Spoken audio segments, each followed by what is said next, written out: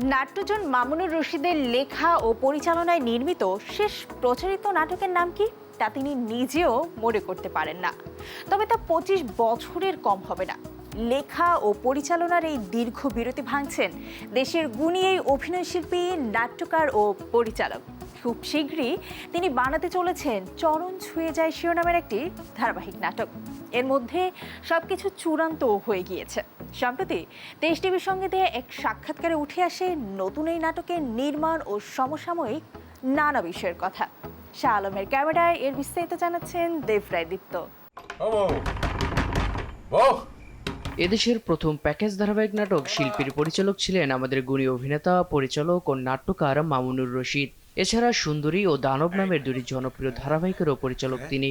গুণী এই নাট্যজনের পরিচালিত সর্বশেষ নাটকটি প্রচারিত হয় একটি বেসরকারি টিভি চ্যানেলে, তাও আবার প্রায় ২৫ বছর আগে। কি হলো বুড়ো ভাই, এই সন্ধ্যার সময় আবার ব্যাগ হাতে কোথায় গিয়েছিস? দীর্ঘ এক বিরতি কাটিয়ে ফের পরিচালনায় ফিরছেন মামুনুর রশিদ। ধারাবাহিকটির নাম চরণ ছুঁয়ে যায়। দীর্ঘদিন পর পরিচালনায় ফেরা একটু চ্যালেঞ্জিং মনে করছেন এই গুণীজন। ওটিটি, ইউটিউব এইসব চলে আসছে, তার মধ্যে এই নাটক করা এবং নাটকটি দর্শক দেখুক, এটা তো সবারই কামনা, আমারও কামনা। তাই অভিনয়ের পাশাপাশি একজন পরিচালক হিসেবে নিজেকে তিনি প্রমাণ করেছেন বারবার।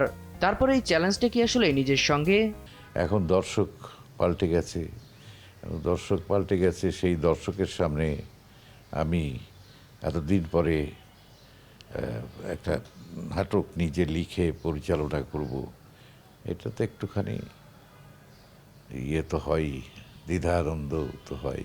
দীর্ঘ অনেক বছর পর যে নাটক দিয়ে নির্মাণে কামব্যাক করছেন, সেই নাটকের প্রেক্ষাপট নিয়ে তিনি বলেন, আমার মূল কাজের ক্ষেত্র হচ্ছে একটা স্কুল, এবং সেই স্কুলের চারপাশে যে গ্রাম, সেই গ্রামের মানুষ, অভিভাবক, ছাত্র, শিক্ষক, এদেরকে নিয়ে আমার কাজটা আর কি। নাটক যখন শিক্ষা নিয়ে, তখন প্রশ্ন ছিল বাংলাদেশের শিক্ষা ব্যবস্থায় বাস্তবমুখী শিক্ষার দরকার কিনা। না, বাস্তবমুখী শিক্ষা ব্যবস্থার কথা তো চিন্তা করাই হচ্ছে, কিন্তু সরকারের যে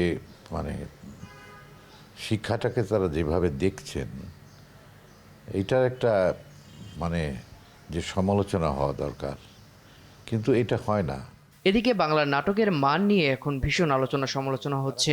গুণী এই মানুষটি বাংলা নাটকের ভবিষ্যৎই বা কেমন দেখেন?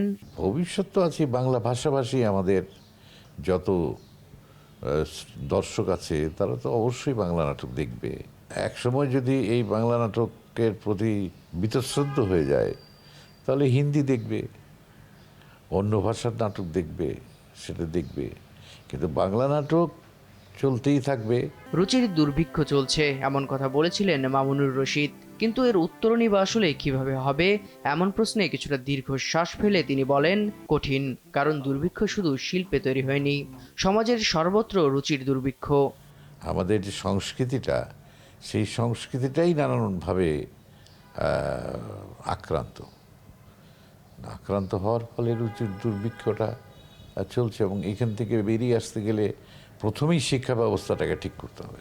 মঞ্চের নাটক নিয়ে অনেক সময় অনেক ধরনের কথা হয় এর বিস্তারে নিয়েও। এর জনপ্রিয়তা বাড়াতে তিনি মনে করেন ছড়িয়ে দেওয়া উচিত মঞ্চ নাটক। মঞ্চ নাটকের গ্রহণযোগ্যতা আছে, কিন্তু সমস্যা হচ্ছে যে এটার অবকাঠামোগত উন্নয়ন দরকার। মঞ্চ নাটকে আগ্রহ কমছে দিনকে দিন, এ কথার সঙ্গে কিছুটা দ্বিমত করে মামুনুর রশিদ বলেন, নেই এ কথা বলবো না, আমরা তো একটা স্কুল চালাই, সেখানে প্রচুর তরুণ ছেলে মেয়ে কিন্তু শিখতে আসে মঞ্চ নাটক, এবং তারা পরবর্তীকালে নাটকে অংশ নেয়। নতুন অনেক মাধ্যমের মধ্যে এখন জয় জয়কার চলছে ওয়েব সিরিজের, কিন্তু সেই ওয়েব সিরিজগুলোর বেশিরভাগই দেখা যায় থ্রিলার গল্পের ভিড়।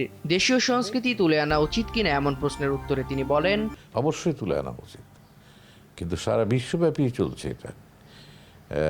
টেলিভিশনের, ওটিটি এবং ফিল্মে আমরা ওই ইয়ুথ ক্রাইম, যেটা একদিকে হচ্ছে সেক্স আর একদিকে ভায়োলেন্স, এই দুটোই হয়ে পড়েছে মুখ্য, কিন্তু তারপরেও যে একটা সামাজিক জীবন আছে, যেগুলো দেখে দেখে আমরা বড় হয়েছি, সেগুলো নাই। এদিকে ওয়েব সিরিজে যেমন থ্রিলার গল্পের ভিড়, তেমনি মুক্তিযুদ্ধের গল্পে দেখা যায় রাজাকার মানেই দাড়ি টুপি পরা কাউকে, কিন্তু এর ব্যতিক্রম তো ছিল। সেইগুলো তুলে আনা উচিত কিনা জানতে চাইলে তিনি বলেন, এইটা পচে যাওয়া চিন্তা। অনেক স্যুট কোট পরা লোক রাজাকার ছিল, এখনও আছে, হ্যাঁ, এবং একেবারেই পলিশড চেহারার লোক তারাও আছে। কাজে ওই একটা লোকের একটু দাড়ি দিয়ে একটা টুপি মাথায় দিয়ে রাজাকার বানানোটা খুবই, এটাও একটা রুচির দুর্ভিক্ষের মতো আর কি। সর্বশেষ গুণী এই মানুষটি আবারও নিজের পরিচালনায় নতুন নাটক চরণ ছুঁয়ে যায় দেখার আহ্বান জানিয়ে বলেন, আমি যে নাটকটি করছি চরণ ছুঁয়ে যায়, এই চরণ বলতে আমি বুঝিয়েছি শিক্ষকের চরণ, যে শিক্ষকের চরণ এবং এই যে গুরুবাদী যে শিক্ষা, গুরু এবং শিষ্য পরম্পরায় যে প্রাচীন কাল থেকে আমাদের শিক্ষা চলে আসছে একটা সংস্কৃতির মাধ্যমে, আমরা সেই জায়গায় আবার ফিরে আসার চেষ্টা করি না কেন। দেব রায় দীপ্ত, দেশ বিনোদন।